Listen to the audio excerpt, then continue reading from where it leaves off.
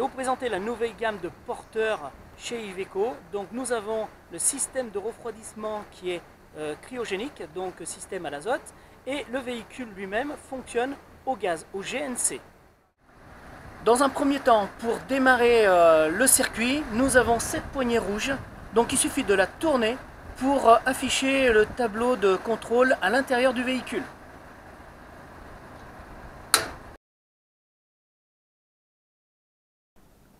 À chaque fois que vous démarrez le système, il vous demande un minimum de 5 minutes pour réinitialiser le système et pour que vous puissiez utiliser le tableau tactile.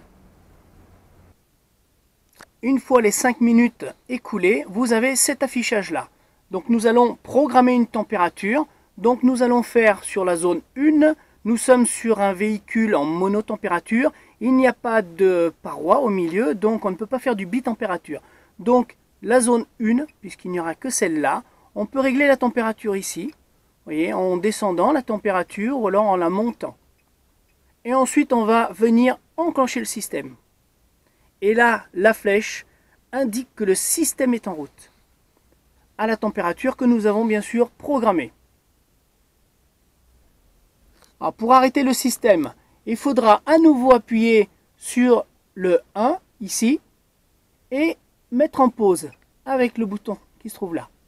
Voilà. À chaque fois que vous voulez faire une action sur le tableau de contrôle, il faudra toujours indiquer quelle zone vous voulez modifier. Si je veux remettre le système en route, il faudra absolument que je reclique là et ici pour le mettre en route. Nous voyons la flèche sur la gauche qui a changé, donc nous sommes à nouveau en fonctionnement. Lorsque le voyant jaune est fixé, vous ne pouvez plus rien modifier. Il faudra à nouveau recliquer sur le bouton 1, ici, pour venir apporter une modification, donc éventuellement mettre en pause. Voilà. Et je redémarre le système tant que le voyant clignote.